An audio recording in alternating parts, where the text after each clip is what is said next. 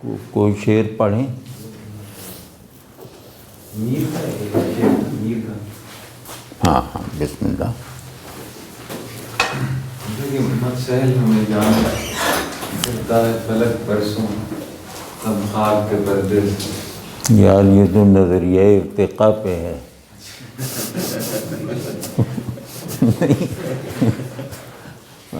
اچھا ہے لیکن یہ مشکل شعر نہیں ہے. بہرحال جس کو دیکھ لے ویسے ہی لطف اندوزی کے لیے کر لے.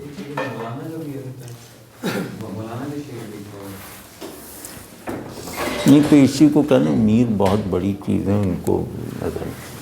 اس غزل کا سب سے اچھا شعر اس کا مقطع ہے کہ کن آئینہ رویوں کے یہ میر بھی عاشق ہیں، جب گھر سے نکلتے ہیں حیران نکلتے ہیں. اللہ اکبر.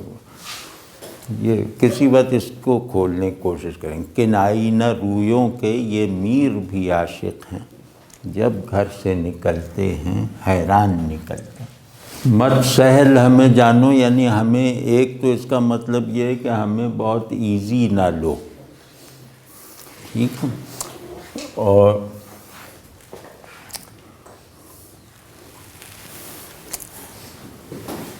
سہل کہتے ہیں اس امر کو جس میں پیچ اور تہداری نہ ہو. سہل میں ایک سڈننس اور ایک سطحیت ہوتی ہے. تو انسان اس کائنات میں برپا ہونے والا سب سے بڑا واقعہ ہے. تو اس کے بارے میں یہ تصور نہ رکھو کہ یہ ایسے ہی چلتے چلاتے پیدا ہو گیا. ٹھیک ہے نا. یہ ایک تہدار اور پیچ دار وجود ہے جس کی تعمیر میں، جس کی تخلیق میں فطرت کی علوی طاقتوں نے حصہ لیا ہے. یعنی یہ فطرت تخلیق میں موجود سب سے بڑے ایجنٹس کے عمل کے نتیجے میں پیدا ہوا ہے. یہ شعر ہے. ٹھیک ہے نا. تو اب پھر یہ جو میں کہہ رہا ہوں کہ فطرت تخلیق کے سب سے بلند عناصر اور سب سے بالا تر قوتوں کے تال میل سے ان کے طویل عمل کے نتیجے میں، یعنی نتیجہ کار تخلیق کے طور پر انسان پیدا ہوا ہے، اس کی رعایت یہ ہے. پھرتا ہے فلک برسوں. فلک کہتے ہیں نظام فطرت کے اعلیٰ ایجنٹ کو. ٹھیک ہے نا. تو تب خواب کے پردے سے انسان، اب سہل یہ وجود سہل کیسے ہو سکتا ہے کہ یہ پورے نظام ہستی کے اعلیٰ اور ادنا دونوں کو اپنے اندر کنٹین کیے ہوئے.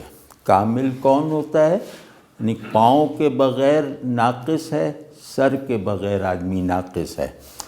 تو جس کے سر بھی ہوں اور پاؤں بھی ہوں، جو وجود کی علوی جہت کو بھی چھو رہا ہو اور وجود کی ادنا جہت بھی اس سے غیر متعلق نہ ہو، جو وجود کے دائرے کے اعلیٰ اور ادنا کو اپنے اندر سمیٹے ہوئے ہو، وہ انسان کے علاوہ کوئی نہیں ہے. ٹھیک ہے. تو کہتے ہیں کہ فلک برسوں پھرتا رہا ہے. پھرنے کا جواب نہیں ہے. یعنی کہ استادی، اگر مجھ سے پوچھا جائے کہ میر کی استادی کا اس میں بڑا ثبوت کیا ہے، استاد سمجھتے ہیں نا، استاد کہتے ہیں لفظ پر حکومت کرنے والے کو. لفظ میں جتنی معنی دینے کی استعداد ہو، اس استعداد کو ایگزاسٹ کروا دینے والا وہ استاد ہوتا ہے.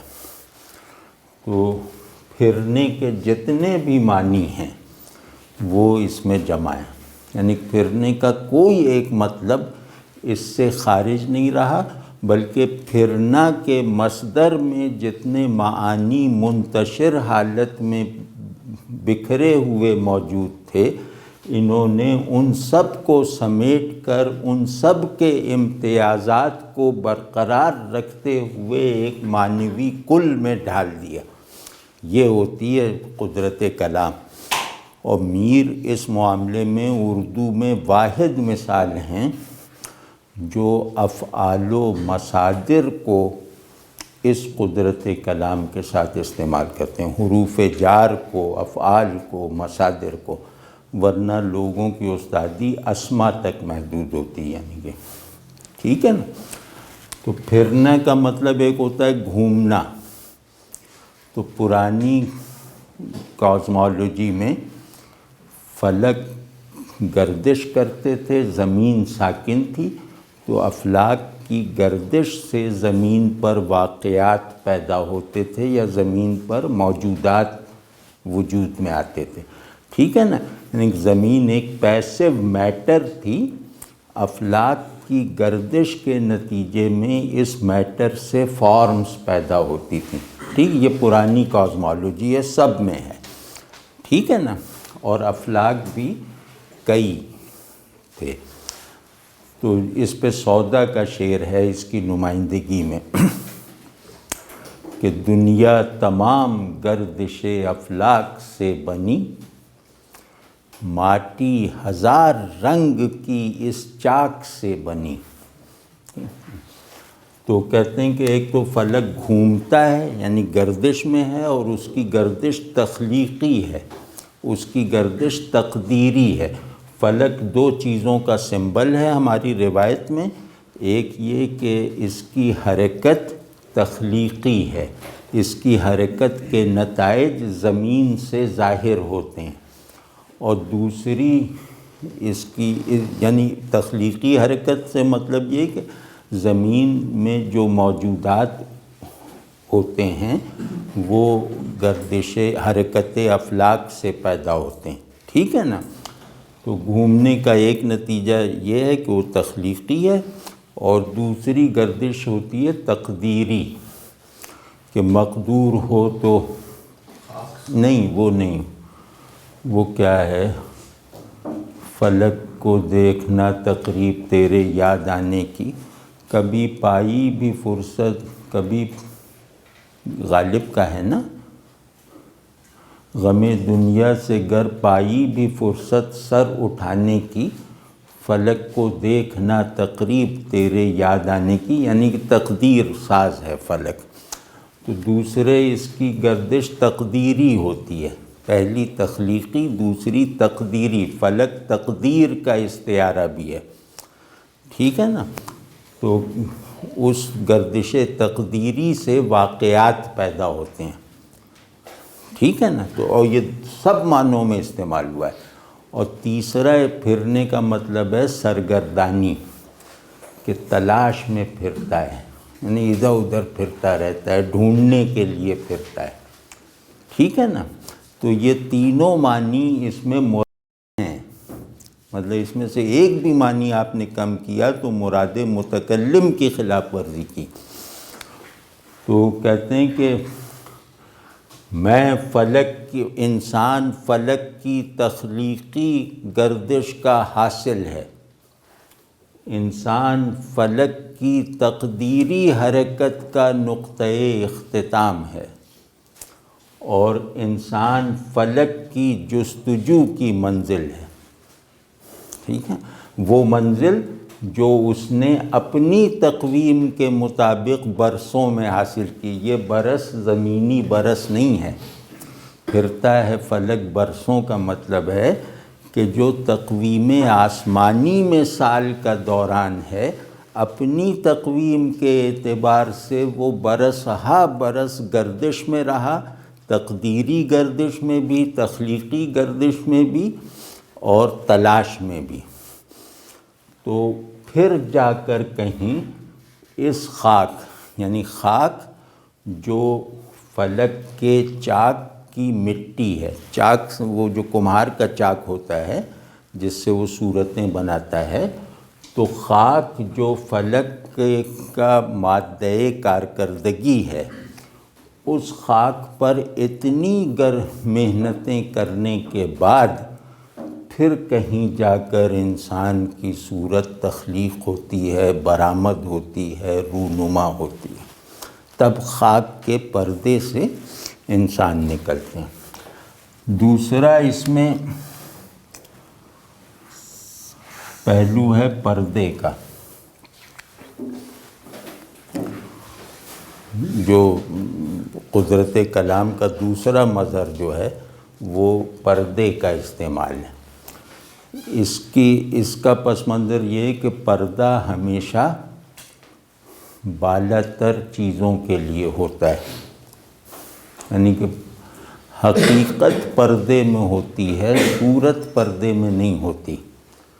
بے پردہ صورت بے پردہ ہوتی ہے، حقیقت پردے میں ہوتی ہے، ٹھیک ہے، حجاب جسے کہتے ہیں۔ تو حجاب ہمیشہ تعظیم کے لیے آتا ہے۔ تو اب تعظیمی پہلو سے پردے کی نسبت انسان کی طرف ظاہر ہے، لیکن اسی تعظیمی پہلو سے اس کی نسبت خاک کی طرف عجیب ہے۔ مطلب خاک تو فلک کے لیے مٹی کا ڈھیر ہے نا، سب کچھ وہی بناتا ہے، تو خاک کے بارے میں اس کے اندر تعظیمی رویہ کیسے ہو سکتا ہے؟ اس کا گوہر مقصود خاک میں کیسے ہو سکتا ہے؟ تو کہہ رہے ہیں کہ نہیں، انسان کی نسبت سے خاک کو یہ عظمت حاصل ہوئی کہ فلک نے یہ جان لیا کہ اس کا گوہر مقصود جو ہے وہ اس مٹی کے پردے میں چھپا ہوا ہے، وہ اس خاک سے نسبت رکھتا ہے اور میری منزل ہے، ٹھیک ہے نا۔ تو کہتے ہیں تب خاک کے پردے سے انسان، اور دوسرا مطلب پردے کا کیا ہے؟ یہ پہلو ہی خاصی استادی کا ہے کہ انسان کی نسبت نے خاک کو معظم کر دیا، ایسا معظم کر دیا کہ فلک نے خود کو اس میں کھپا لیا۔ دوسرا پردہ کہتے ہیں موسیقی کے وہ جو بٹن ہوتے ہیں نا، ساز کے وہ جو ہوتے ہیں، ان کو بھی پردہ کہتے ہیں، جسے دبانے سے موسیقی نکلتی ہے، نغمہ نکلتا ہے، آواز نکلتی ہے۔ تو خاک ساز وجود تھا خاموش، کیونکہ اس کے اصل وہ کیا کہتے ہیں اس کو، یا اصل گھنڈی کو کسی نے گھمایا نہیں تھا، اصل بٹن کو کسی نے دبایا ہی نہیں تھا۔ تو فلک نے بھی برسوں کے بعد اس ساز خاموش کے اس بٹن کو دبانے کی راہ پائی، جس بٹن کو دبانے کے نتیجے میں نغمہ وجود اپنی کامل ترین صورت یعنی انسان میں برآمد ہوا۔ اور نکلتے ہیں کا کوئی جواب ہے؟ تب خاک کے پردے سے انسان نکلتے ہیں، تو انسان خاک کے پردے سے ایسا نکلا ہے جیسے وجود کے ساز خاموش سے نغمہ ہستی برآمد ہوتا ہے۔ تو یہ ہے یہ شے۔